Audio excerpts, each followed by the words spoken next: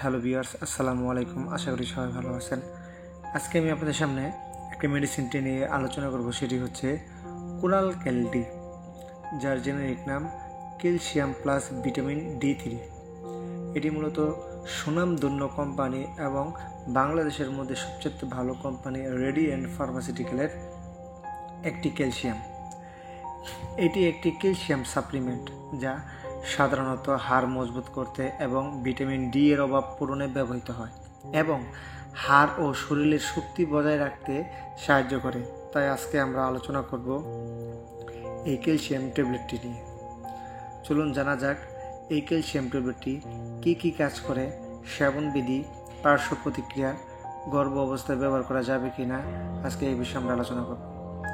আমার ভিডিওটি যদি আপনাদের ভালো লাগে তাহলে অবশ্যই লাইক, কমেন্ট, শেয়ার করবেন এবং আমার নতুন নতুন ভিডিও পেতে বা আপডেট জানতে চ্যানেলটি সাবস্ক্রাইব করে পাশে থাকা বেল আইকনটি বাজিয়ে রাখবেন। এই কোরাল ক্যালডি ট্যাবলেটটি সাধারণত ক্যালসিয়ামের ঘাটতি পূরণ করে, হাড়ের ক্ষয়রোধ, ভিটামিন ডি এর অভাব পূরণ করে, শরীরের শক্তি বজায় রাখে।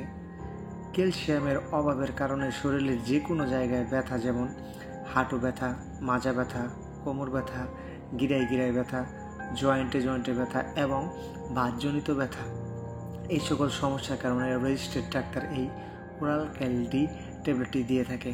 এমনকি গর্ভ অবস্থায় মায়েরও খেতে পারেন এই কোরাল ক্যালডি। এখন জানবো ট্যাবলেটটির সেবনবিধি। প্রাপ্তবয়স্ক দিনে 1টি থেকে 2টি ট্যাবলেট অথবা রেজিস্টার্ড চিকিৎসকের পরামর্শ অনুযায়ী সেবন। এখন জানবো ট্যাবলেটের পার্শ্ব প্রতিক্রিয়া। কিছু কিছু ওষুধের মতো এটার পার্শ্ব প্রতিক্রিয়া আছে, যেমন পেট ফাঁপা, বুক জ্বালা পোড়া, ডায়রিয়া বা কোষ্ঠকাঠিন্য হতে পারে এবং দীর্ঘদিন ক্যালসিয়াম সেবনে কিডনির মধ্যে পাথরের মতো সমস্যা দেখা দিতে পারে। গর্ভ অবস্থায় ও স্তনদানকালে ট্যাবলেটটি সেবন করা যাবে, কিন্তু আপনারা রেজিস্টার্ড ডাক্তার ছাড়া এটি সেবন করতে যাবেন না। সতর্কতা: অবশ্যই রেজিস্টার্ড চিকিৎসকের পরামর্শ অনুযায়ী সেরা ওষুধ সেবন বা ব্যবহার করবেন না। সকল প্রকার ওষুধ শিশুদের নাগালের বাইরে রাখুন, শুকনো এবং ঠান্ডা স্থানে সংরক্ষণ করুন। ধন্যবাদ।